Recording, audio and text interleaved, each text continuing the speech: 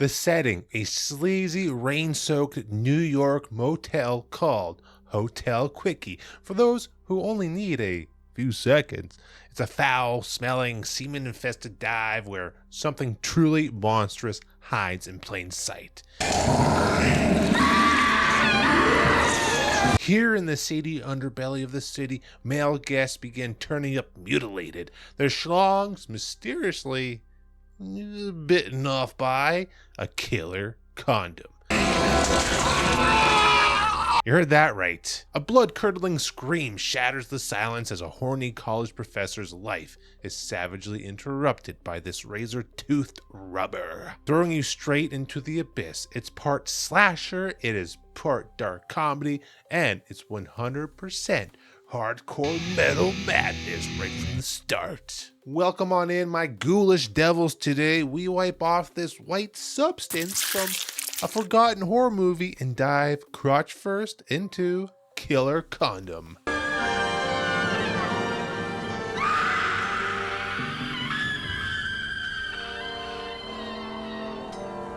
Long before Killer Condom became an urban legend, German director Martin Waltz unleashed Killer Condom in 1996. Based on a campy comic book by Ralph Koenig, I'm pretty sure I butchered because that's a German name, it's a satirical grindhouse flick that feels like Trauma meets the twisted mind of John Waters, and that guy's mind's all messed up. Absolutely love it. The hero is Detective Luigi Mackeroni, my favorite pasta, a chain-smoking, wisecracking, openly gay cop who's seen it all in New York's grimy gutter. Wenn ich so kraftvoll zugebissen hätte, würde ich wetten, die hatte noch Milchzähne. The film proudly wears its low-budget DNA on its sleeve. It is German, yet it's set in Manhattan, which is very weird. It unleashes every weird idea without an ounce of shame. Even Trauma Entertainment got on board. They picked up US distribution and famously promoted the Kane's premiere with what? A 6-foot-tall fanged condom prop. That's a lot of inches. In short, this movie was primed to shred the mold and your eardrums, armed with bugaloads of schlock and a hilarious killer condom monster. Let's break down the plot of this insane movie. Detective Luigi Mackeroni is called to the hotel quickly to crack a series of bizarre castration cases. Victims, mostly Johns and, well, sex workers, wake up without their special equipment, as if something bit it clean off. The NYPD's first reaction is, well, disbelief. Wie ich das sehe. Du hast dich mal wieder mit so einem drogensüchtigen kriminellen Stricher eingelassen. Und er ist dann während der Nummer auf Trip gekommen und hat mal richtig zugebissen. But Luigi is undeterred. In one motel room stakeout, he even brings a handsome hustler named Billy along for backup. Big mistake on his part, because just as the tension peaks like Luigi's erection, the resident killer condom springs to life, attacking Luigi. Next thing you know, well, Luigi is one nut short, courtesy of that demonic condom. Dir das Ei abgebissen hat. Das hat nicht getan. Nicht, aber die Bullen sagen doch... Bullshit. Ouch. Now, I'd say it's pretty personal. His own body has been violated by this monster that he's hunting, but only Luigi has the ball to bring justice for him and all the departed Johnsons. Fueled by rage and a shot of scotch, Luigi digs a little bit deeper into this killer condom. A forensic coroner explains that these aren't any normal condoms at all, but living, genetically engineered organisms with collapsible fangs. In Wirklichkeit handelt es sich aber einen komplexen Organismus. Doesn't take a scientist to tell you that these condoms aren't your regular condoms. The trail eventually leads Luigi to Dr. Doris Rifleson, a fanatical doctor who's been breeding these fanged latex rubbers as a perverse crusade to exterminate immoral people. Basically, anyone she deems deviant, like gay men, sex workers, Pokemon scalpers. And the climax plays out like a B-movie fever dream with a pro-love ending that really hits you in the feels. It is something you just have to see to believe. The very first scene is pure camp horror. A horny college professor has lured a tearful student to Hotel Quickie, offering extra credit for what? The sex. Yes, the sex. Just like every other college professor does. He slips on a greasy, grossly used hotel condom when, well, he instantly regrets because that condom slithers to life, erupting like a fast erection into action like a cream-filled donut with a scream as it clamps onto its crotch. The professor goes from horny to lifeless in seconds. 3 other men have already suffered the same fate that this professor has that night. Police haul away a terrified prostitutes and the poor student who is in disbelief at, well, what she just witnessed.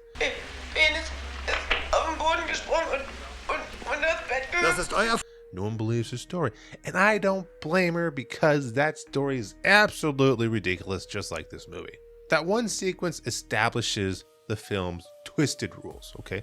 In this world, safe sex is death. So it's kind of flipping that trope on its head. It's pure dark humor. One moment you're rolling your eyes at tacky sleaze, the next you jump out of your seat as latex hits flesh in a most brutal but awesome way. We don't see much gore, but trust me, the implications is bone chilling.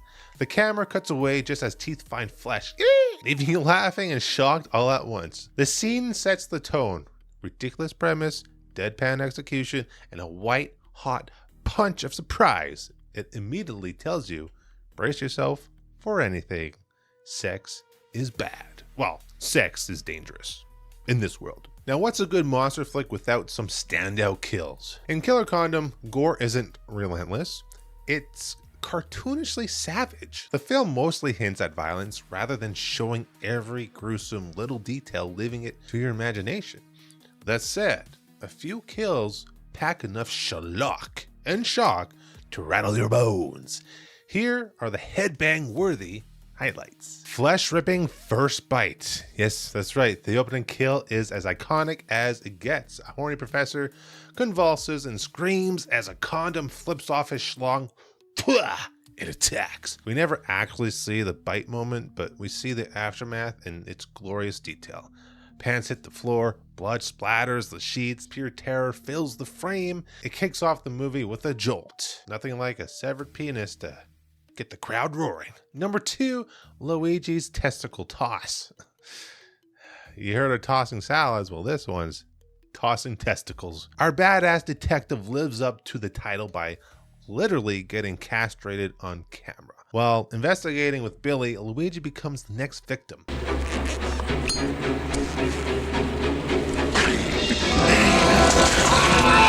The condom jumps out of hiding and clamps down right on his sack. Oh God, it hurts just talking about it. The camera zooms in on Luigi's face as he howls in agony, one hand on his belt buckle and the other on his crotch. It's disgusting and hilarious, well, at the same time. It's the punchline to the film's running joke, safe sex gone horribly wrong? Next, I'll call the flying squirrel. In the most bonkers moment, a condom literally flies at a dude like a weaponized squirrel out of hell. From hiding, it leaps straight at the camera with fangs aflare. It's a sudden, airborne ambush. Can you imagine that? A savage condom jumping at your junk. It's horrible. Well, it's horrifying and horrible. It cements our latex fiend as one of horror's wildest creatures. Killer Condom slaps together shock and silliness. The kills are grotesque, but always served up with a little bit of a wink to the camera. So you're alternately cringing, but you're also kind of chuckling and laughing at the same time because this movie is so goddamn absurd.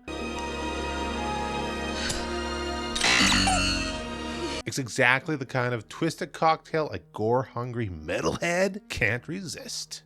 Like this guy. And maybe you as well. So why does Killer Condom rule? Now, why praise a film about penis-eating rubbers? Well, I say why the hell not? Trust me, Killer Condom earns its cult status on attitude alone. For metal fans and horror heads alike, this movie is a celebration of unapologetic absurdity. It's got camping charisma. The deadpan delivery and cartoony goofball characters make the insane premise totally work altogether.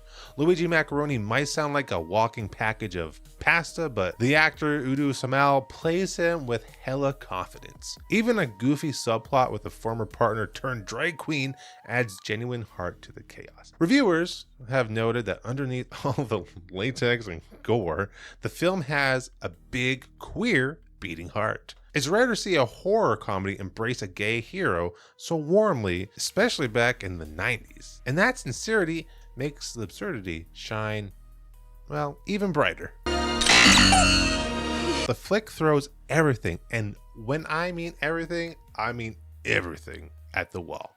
As one review put it, the movie throws gore, satire, camp, and rubber teeth at you with full commitment. There's no apologies, it's full on assault of laughs, shock, and penis biting. Ein Mann in einer Stadt wie New York, wenn abends einsam ist und hat nicht mal einen Schwanz. Every sequence tries to top the last, more outrageous kill, more bizarre setup. The result is a delirious ride that you have to see to believe. And social commentary, a little bit hidden, I should say.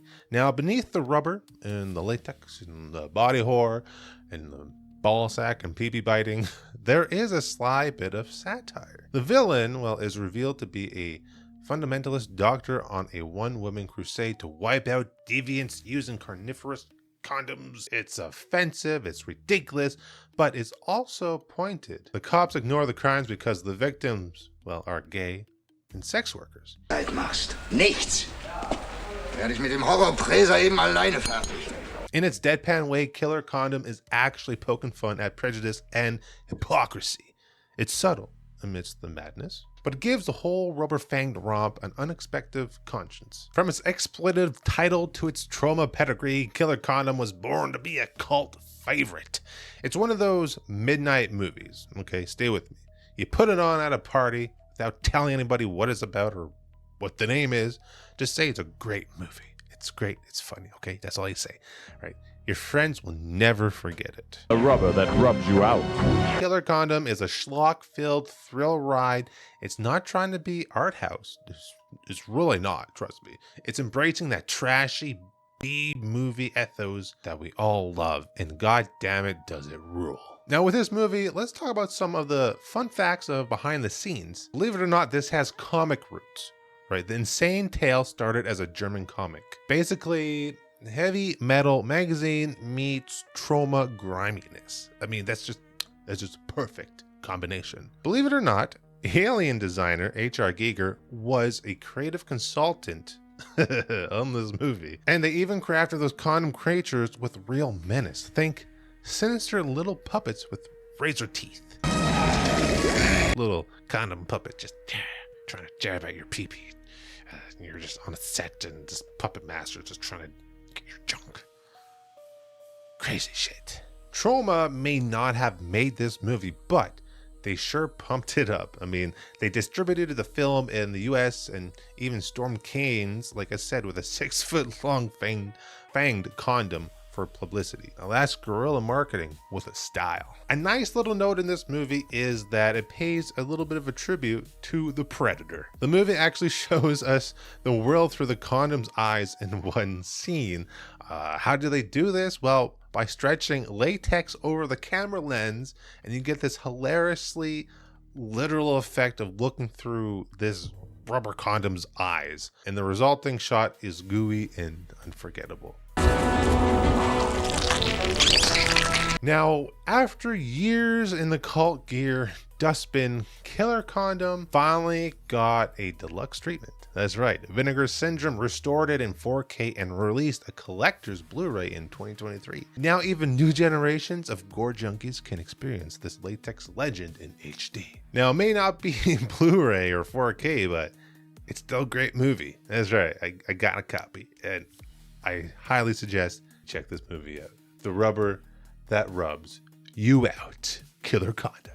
Another odd thing is that this is New York, but every character in this movie in this New York setting speaks German and puffs on a cigarette despite the New York setting. The result is jarring yet hilarious. Imagine Brooklyn cops with harsh German accents. Kondomen jagen, dann kostet sie das ihre Dienstmarke. Side note though, the Hotel Quickie, the exterior was actually a set in Berlin. Only the street scenes were shot in New York City. What's also awesome is that this movie wears many hats. It plays like a gritty detective noir, complete with monologue. Andererseits, ich bin nicht sentimental oder sowas. Moody rain-soaked streets and dramatic shadows, even as it unleashes cartoonish gore. The blend of moody styles and sheer lunacy is its own twisted genre, and it works. It's great. My final verdict, Killer Condom is one gory, goofy, metal-filled ride that heads straight for cult classic territory. It's not a masterpiece of cinema, but god damn it does it entertain us. It's kind of a film where you'll laugh at its absurdity, cringe at its gore, and find yourself air guitaring along to its punkish spirit and cradling your balls so nothing bites them off. Metal rating 8 out of 10. Used condoms. Disturbing factor, I'm going to say 7 out of 10 because of the pee-pee biting. More dark comedy than Nightmare Fuel, though you'll never look at a condom the same way. Replay value, I'm going to say 7 out of 10. Once was a wild ride. You'll revisit it for the novelty and the laughs, but it's a one-of-a-kind trip that maybe you'll watch once a year. Crank this one, though, at full volume and keep your pants on, or else the Killer Condom might find you. As always, stay bloody, stay brutal, and keep it metal.